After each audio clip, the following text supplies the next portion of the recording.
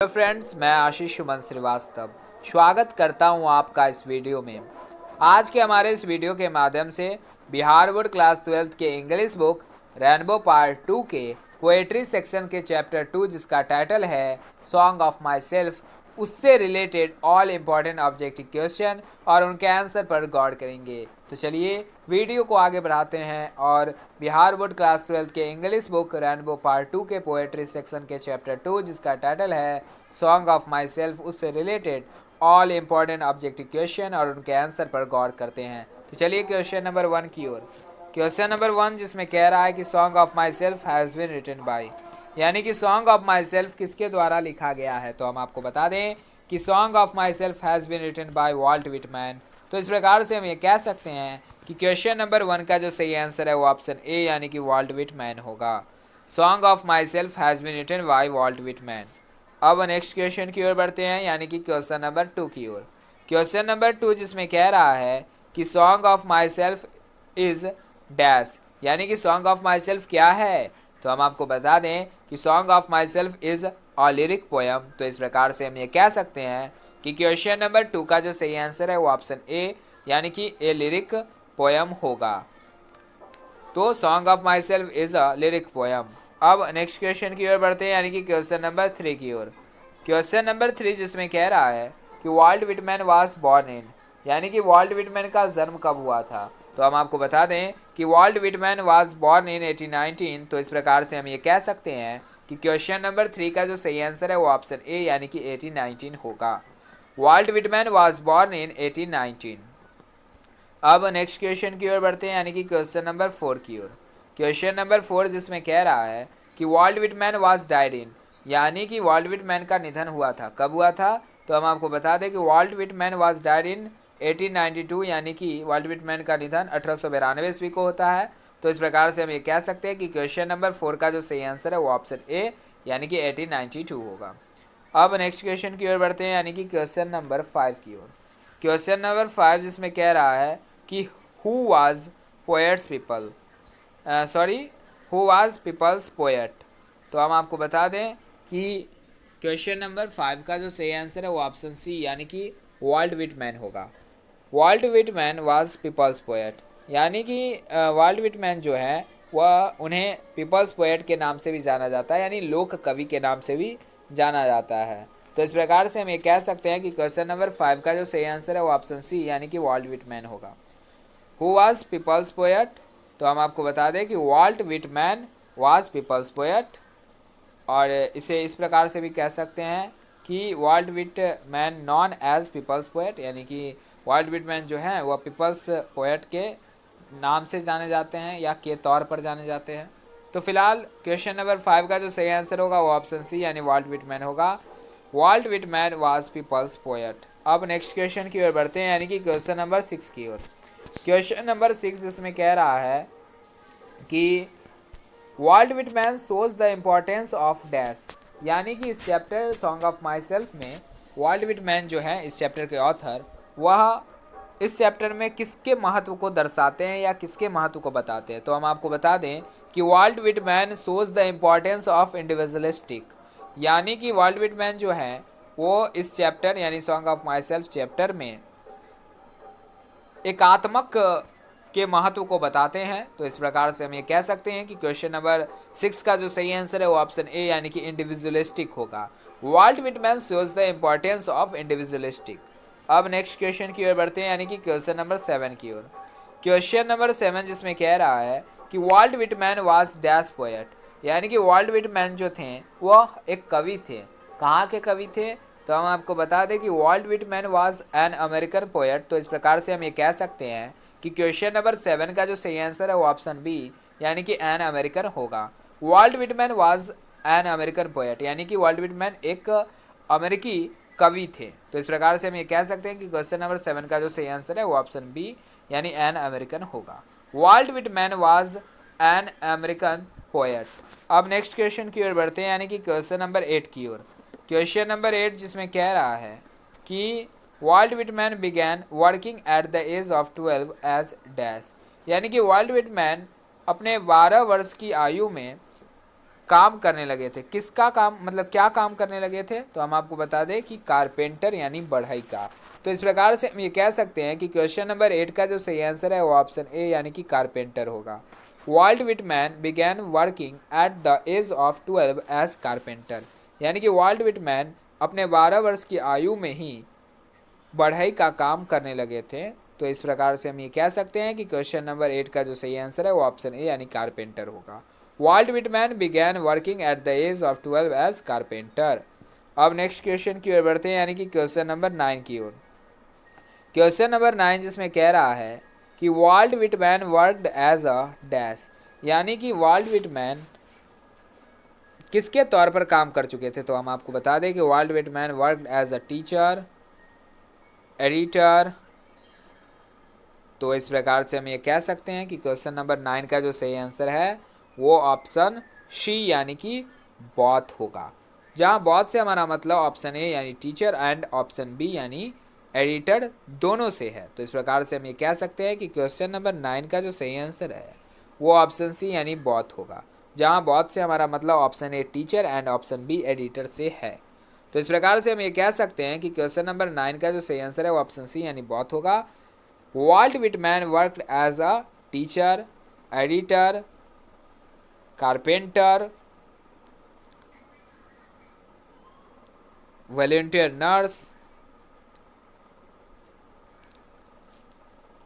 तो इस प्रकार से हम ये कह सकते हैं कि क्वेश्चन नंबर 9 का जो सही आंसर है वो ऑप्शन सी यानी बॉथ होगा। अब नेक्स्ट क्वेश्चन की ओर बढ़ते हैं, यानी कि क्वेश्चन नंबर 10 की ओर। क्वेश्चन नंबर 10 जिसमें कह रहा है कि Walt Whitman worked as a volunteer nurse in dash, यानी कि वॉल्ट विटमैन जो है वह कब या किस दौरान वॉलंटियर नर्स के तौर पर काम कर चुके हैं? तो हम आपको बता दें कि Walt Whitman worked as a volunteer nurse in the civil war, यानी कि गृह युद्ध के दौरान वॉल्ट विटमैन जो हैं वह वॉलंटियर नर्स के तौर पर काम कर चुके हैं। तो इस प्रकार से हम ये कह सकते हैं कि क्वेश्चन नंबर 10 का जो सही आंसर है वो ऑप्शन ए यानी द सिविल वार होगा। Walt Whitman worked as a volunteer nurse in the civil war, जैसा कि हमने आपको बताया कि Walt Whitman worked as a carpenter, as a teacher, as a editor and also volunteer nurse in the civil war या during the civil वार। तो फिलहाल इस यानी कि क्वेश्चन नंबर 10 का जो सही आंसर है वो ऑप्शन ए यानी कि द सिविल वार होगा। Walt Whitman worked as a volunteer nurse in the civil war. अब नेक्स्ट क्वेश्चन की ओर बढ़ते हैं, यानी कि क्वेश्चन नंबर 11 की ओर। क्वेश्चन नंबर 11 जिसमें कह रहा है कि leaves of grass a collection of poetry known for its free rhythm is written by, यानी कि क्वेश्चन नंबर 11 में कह रहा है कि लिप्स ऑफ ग्रास एक संग्रहण है, एक कलेक्शन है, उसे किसने लिखा? तो हम आपको बता दें कि leaves of grass a collection of poetry known for its free rhythm is written by Walt Whitman, यानी कि लिप्स ऑफ ग्रास जो कि एक कलेक्शन है बहुत सारे कविताओं का, उसके ऑथर कौन है? तो वॉल्ट विटमैन है। तो इस प्रकार से हम ये कह सकते हैं कि क्वेश्चन नंबर 11 का जो सही आंसर है वो ऑप्शन ए यानी कि वॉल्ट विटमैन होगा। अब नेक्स्ट क्वेश्चन की ओर बढ़ते हैं, यानी कि क्वेश्चन नंबर 12 की ओर। क्वेश्चन नंबर 12 जिसमें कह रहा है कि Walt Whitman first published lips of grass at his expense in dash, यानी कि वॉल्ट विटमैन अपनी पहली पुस्तक जो है अपने खर्चे पे, जिसका टाइटल है लिप्स ऑफ ग्रास, कब प्रकाशित की?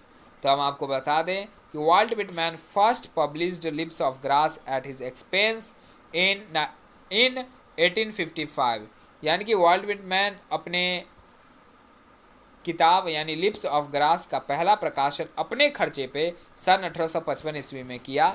तो इस प्रकार से हम ये कह सकते हैं कि क्वेश्चन नंबर 12 का जो सही आंसर है वो ऑप्शन ए यानी 1855 होगा। Walt Whitman first published lips of grass at his expense इन 1855। अब नेक्स्ट क्वेश्चन की ओर बढ़ते हैं, यानी कि क्वेश्चन नंबर 13 की ओर। क्वेश्चन नंबर 13 जिसमें कह रहा है कि dash works include lips of grass and drum taps, यानी कि किसके काम में शामिल है lips of grass and drum taps, यानी कहने का मतलब है कि leaves of grass and drum taps के ऑथर कौन है, यानी कि उसे लिखा किसने है? तो हम आपको बता दें कि लिप्स ऑफ ग्रास और ड्रम टैप्स के ऑथर वॉल्ट विटमैन है। तो इस प्रकार से हम ये कह सकते हैं कि क्वेश्चन नंबर 13 का जो सही आंसर है वो ऑप्शन ए यानी वॉल्ट विटमैन है। वॉल्ट विटमैन ने 2 किताबें लिखी। पहला किताब है लिप्स ऑफ ग्रास जो कि एक संग्रहण है, एक कलेक्शन है, और दूसरा है ड्रम टैप्स।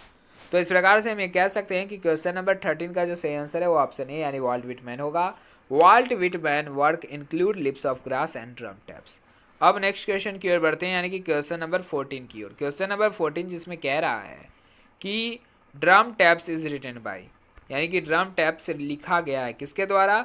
तो हम आपको अभी जस्ट बताए हैं कि ड्रम टैप्स और lips of grass has been written by Walt Whitman. तो इस प्रकार से हम ये कह सकते हैं कि क्वेश्चन नंबर 14 का भी जो सही आंसर होगा वो ऑप्शन ए यानी कि वॉल्ट विटमैन होगा।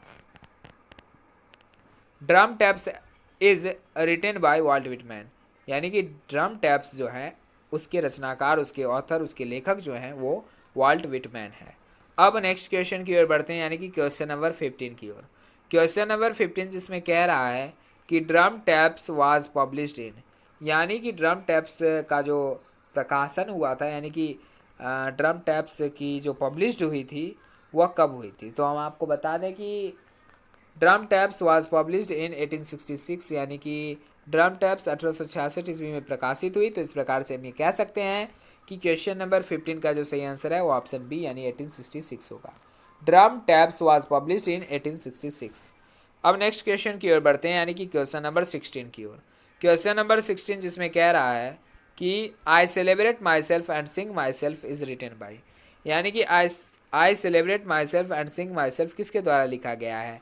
तो हम आपको बता दें कि I celebrate myself and sing myself is written by Walt Whitman. तो इस प्रकार से हम ये कह सकते हैं कि क्वेश्चन नंबर 16 का जो सही आंसर है वो ऑप्शन सी यानी कि वॉल्ट विटमैन होगा। I celebrate myself and sing myself is written by Walt Whitman. अब नेक्स्ट क्वेश्चन की ओर बढ़ते हैं यानी कि क्वेश्चन नंबर 17 की ओर। क्वेश्चन नंबर 17 जिसमें कह रहा है कि I celebrate myself and sing myself is taken from, यानी कि क्वेश्चन नंबर 17 में एक सेंटेंस है। सेंटेंस कह रहा है कि I celebrate myself and sing myself. तो यह सेंटेंस कहाँ से आया, तो ये क्वेश्चन नंबर 17 में पूछ रहा है। तो हम आपको बता दें कि I celebrate myself and sing myself is taken from song of myself. तो इस प्रकार से हम ये कह सकते हैं कि क्वेश्चन नंबर 17 का जो सही आंसर है वो ऑप्शन बी यानी कि सॉन्ग ऑफ माई सेल्फ होगा। I celebrate myself and sing myself is taken from song of myself. अब नेक्स्ट क्वेश्चन की ओर बढ़ते हैं यानी कि क्वेश्चन नंबर 18 की ओर। क्वेश्चन नंबर 18 जिसमें कह रहा है कि and what I assume you shall assume is taken from the poem, यानी कि क्वेश्चन नंबर 18 में भी एक सेंटेंस दिया गया। सेंटेंस में कह रहा है कि and what I assume you shall assume. तो यह सेंटेंस कहाँ से लिया गया है, तो हम आपको बता दें कि यह सेंटेंस यानी and what I assume you shall assume is also taken from the poem song of myself. तो इस प्रकार से हम ये कह सकते हैं कि क्वेश्चन नंबर 18 का जो सही आंसर है वो ऑप्शन बी यानी कि सॉन्ग ऑफ माई सेल्फ होगा। And what I assume you shall assume is taken from the poem song of myself. अब नेक्स्ट क्वेश्चन की ओर बढ़ते हैं यानी कि क्वेश्चन नंबर 19 की ओर। क्वेश्चन नंबर 19 जिसमें कह रहा है कि every atom of blood is the same in all test, यानी कि सभी लोगों के जो खून के अणु हैं वह सेम है यानी कि एक समान है।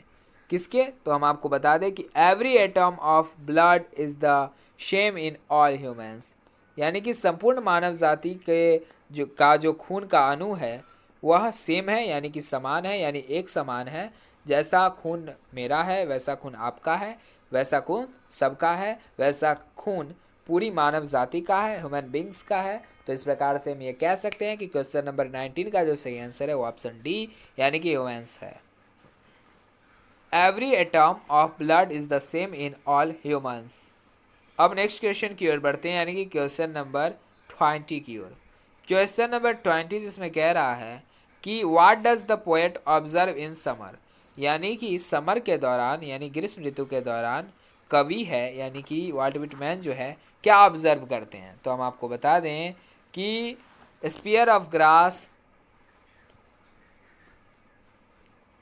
The poet observes in summer. तो इस प्रकार से हम ये कह सकते हैं कि क्वेश्चन नंबर 20 का जो सही आंसर है वो ऑप्शन ए यानी कि स्पीयर ऑफ ग्रास होगा। Spear of grass the poet observes in summer. तो इस प्रकार से हम ये कह सकते हैं कि क्वेश्चन नंबर 20 का जो सही आंसर है वो ऑप्शन ए यानी स्पीयर ऑफ ग्रास होगा। अब नेक्स्ट क्वेश्चन की ओर बढ़ते हैं, यानी कि क्वेश्चन नंबर 21 की ओर। क्वेश्चन नंबर 21 जिसमें कह रहा है कि पोएट इनवाइट्स हिज डैश, यानी कि पोएट, पोएट से हमारा मतलब वाल्ट विटमैन से है।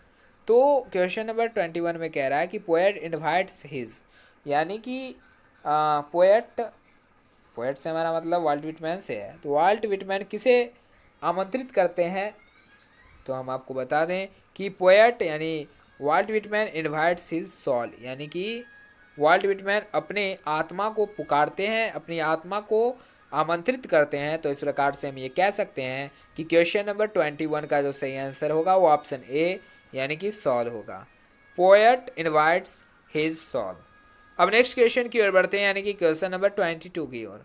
क्वेश्चन नंबर 22 जिसमें कह रहा है कि Walt Whitman is dash years old, यानी कि वाल्ट विटमैन कितने वर्ष की उम्र में यह जो कविता है यानी कि सॉन्ग ऑफ माई सेल्फ वो लिखा। तो हम आपको बता दें कि Walt Whitman is 37 years old, यानी कि वाल्ट विटमैन जो है अभी 37 वर्ष के हैं, यानी कि जब ये कविता लिख रहे थे तो वो बताते हैं कि मैं 37 वर्ष का हूँ। तो इस प्रकार से हम ये कह सकते हैं कि क्वेश्चन नंबर 22 का जो सही आंसर है वो ऑप्शन डी यानी कि 37 होगा। Walt Whitman is 37 years old. अब नेक्स्ट क्वेश्चन की ओर बढ़ते हैं, यानी कि क्वेश्चन नंबर 23 की ओर। क्वेश्चन नंबर 23 जिसमें कह रहा है कि the poet enjoys himself and sings for dash, यानी कि कवि जो हैं यानी वाल्ट विटमैन जो हैं वो खुद से आनंद ले रहे हैं, यानी कि खुद में एकदम आनंदित हैं। एंड ऑल्सो सिंग्स फॉर, और गाते हैं किसके लिए? तो सेल्फ यानी खुद के लिए गाते हैं। तो इस प्रकार से हम ये कह सकते हैं कि क्वेश्चन नंबर 23 का जो सही आंसर है वो ऑप्शन ए यानी कि सेल्फ होगा। The poet enjoys himself and sings for self, यानी कि कवि यानी वाल्ट विटमैन जो है वो खुद में आनंद रहते, खुद से आनंदित रहते हैं और उसके साथ साथ खुद के लिए गाते रहते हैं। तो इस प्रकार से हम ये कह सकते हैं कि the poet enjoys himself and sings for self. अब नेक्स्ट क्वेश्चन की ओर बढ़ते हैं, यानी कि क्वेश्चन नंबर 24 की ओर।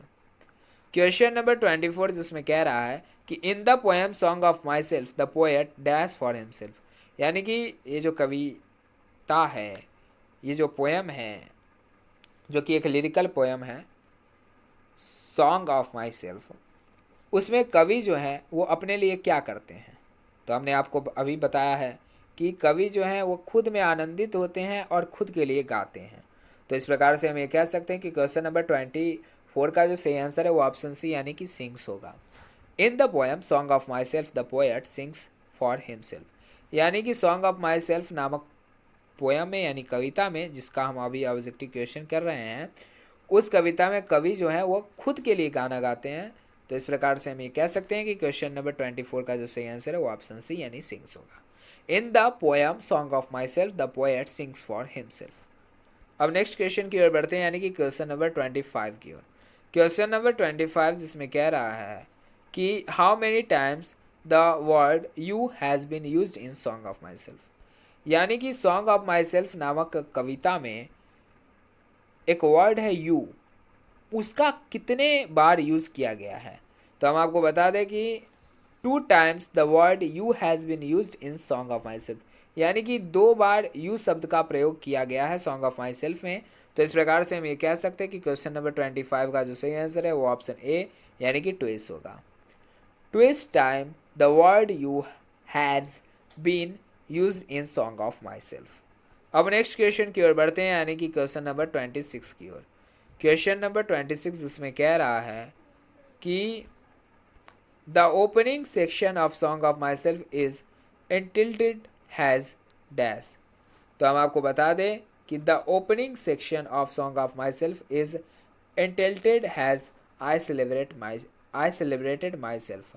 तो इस प्रकार से हम ये कह सकते हैं कि क्वेश्चन नंबर 26 का जो सही आंसर है वो ऑप्शन बी यानी कि आई सेलिब्रेटेड माई सेल्फ होगा।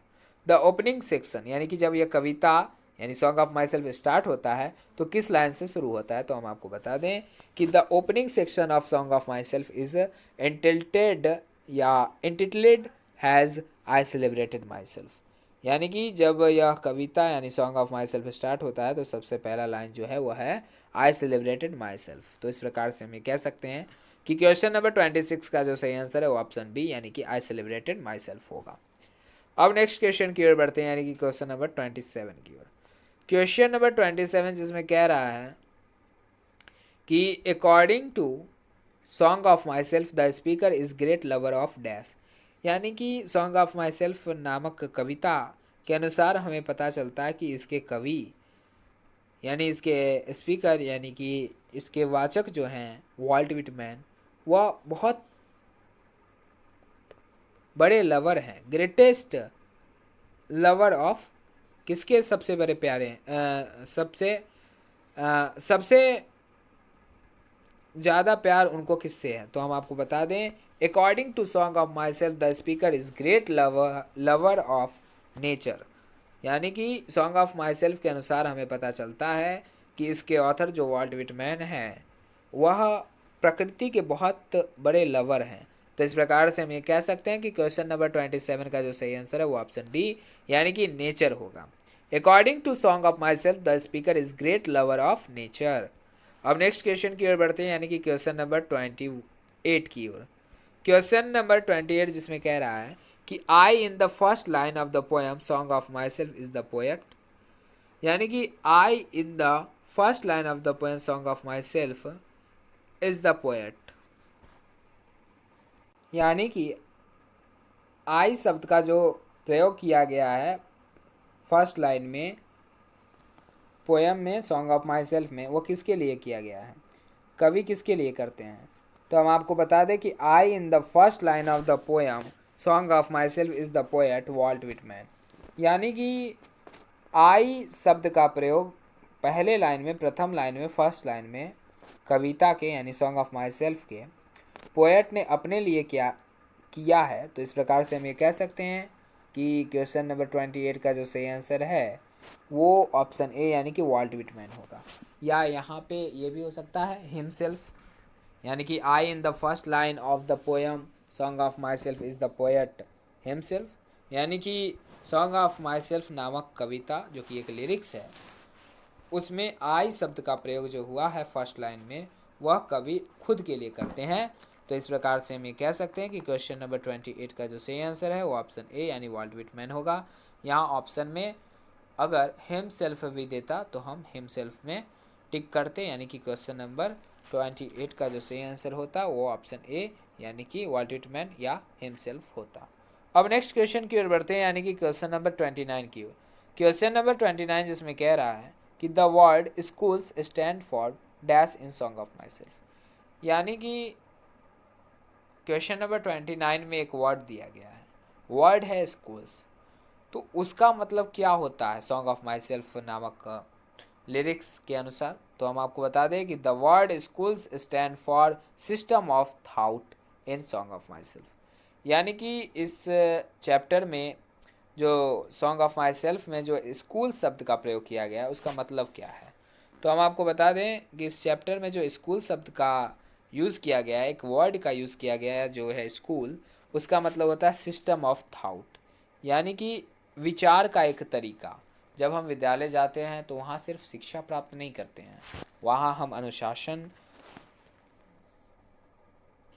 में कैसे रहें या ध्यान केंद्रित कैसे करें इन सभी बातों का अध्ययन करते हैं या बातों की जानकारी प्राप्त करते हैं। तो वही कह रहा है कि the word schools stand for system of thought in song of myself. यानी कि सॉन्ग ऑफ माई सेल्फ में जो स्कूल शब्द का प्रयोग किया गया है उसका मतलब होता है सिस्टम ऑफ थाउट, यानी कि विचार का तरीका। तो इस प्रकार से हम ये कह सकते हैं कि क्वेश्चन नंबर 29 का जो सही आंसर है वो ऑप्शन बी यानी कि सिस्टम ऑफ थाउट होगा। The word schools stands for system of thought in song of myself. अब नेक्स्ट क्वेश्चन की ओर बढ़ते हैं यानी कि क्वेश्चन नंबर 30 की ओर। क्वेश्चन नंबर 30 जिसमें कह रहा है कि होपिंग टू किस not till death is a line from. यानी कि क्वेश्चन नंबर 30 में एक लाइन दिया गया है, लाइन कह रहा है होपिंग टू किस नॉट टिल डेथ। तो यह लाइन कहाँ से लिया गया है, तो हम आपको बता दें कि यह line song of my self से लिया गया है, क्योंकि अभी हम सॉन्ग ऑफ माई सेल्फ का ऑब्जेक्टिव क्वेश्चन और उनके आंसर पर गौर कर रहे हैं। तो hoping two keys not till death is a line from song of myself. अब नेक्स्ट क्वेश्चन की ओर बढ़ते हैं, यानी कि क्वेश्चन नंबर 31 की ओर। क्वेश्चन नंबर 31 जिसमें कह रहा है कि आई harbour for good or bad is written by, यानी कि क्वेश्चन नंबर 31 में भी एक सेंटेंस दिया गया है। सेंटेंस है कि आई harbour for good or bad. तो कह रहा कि यह सेंटेंस किसके द्वारा लिखा गया है, तो हम आपको बता दें कि यह जो कविता है सॉन्ग ऑफ माई सेल्फ, वह वॉल्ट विटमैन के द्वारा लिखा गया है। और यह जो सेंटेंस है आई harbour for good or bad, यह सेंटेंस जो है उसी कविता यानी कि सॉन्ग ऑफ माई सेल्फ का ही एक पंक्ति है, एक लाइन है। तो इस प्रकार से हम ये कह सकते हैं कि इसके भी ऑथर जो हुए वो वॉल्ट विटमैन हुए। तो इस प्रकार से हम ये कह सकते हैं कि क्वेश्चन नंबर 31 का जो सही आंसर है वो ऑप्शन सी यानी वॉल्ट विटमैन होगा। I harbour for good or bad is written by Walt Whitman.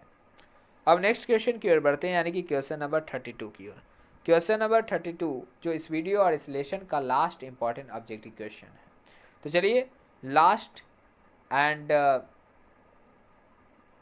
Very very important objective question पर हम गौर करते हैं, क्वेश्चन नंबर 32 की ओर। क्वेश्चन नंबर 32 जिसमें कह रहा है कि I permit to speak at every hazard is taken from, यानी कि क्वेश्चन नंबर 32 में भी एक सेंटेंस दिया गया। सेंटेंस कह रहा है कि I permit to speak at every hazard. तो क्वेश्चन नंबर 32 में कह रहा है कि यह कहाँ से लिया गया है, इस पर टिक करें। तो हम आपको बता दें कि I permit to speak at every hazard is taken from song of myself. तो इस प्रकार से हम ये कह सकते हैं कि क्वेश्चन नंबर 32 जो इस वीडियो और इस लेसन का लास्ट इंपॉर्टेंट ऑब्जेक्टिव क्वेश्चन है, उसका जो सही आंसर होगा वो ऑप्शन बी यानी कि सॉन्ग ऑफ माई सेल्फ होगा। I permit to speak at every hazard is taken from song of myself. तो इस प्रकार से हम क्या कह सकते हैं कि क्वेश्चन नंबर 32 की समाप्ति के साथ साथ हम बिहार बोर्ड क्लास 12 के इंग्लिश बुक रेनबो पार्ट 2 के पोएट्री सेक्शन के चैप्टर 2 जिसका टाइटल था सॉन्ग ऑफ माई सेल्फ, उससे related all important objective question और उनके आंसर पर गौर कर चुके हैं। अब अगले वीडियो में हम बिहार बोर्ड क्लास 12 के इंग्लिश बुक रेनबो पार्ट 2 के पोएट्री सेक्शन के चैप्टर 3 जिसका टाइटल है now the leaves are falling fast, उससे related all important objective question और उनके आंसर पर गौर करेंगे। तब तक के लिए धन्यवाद।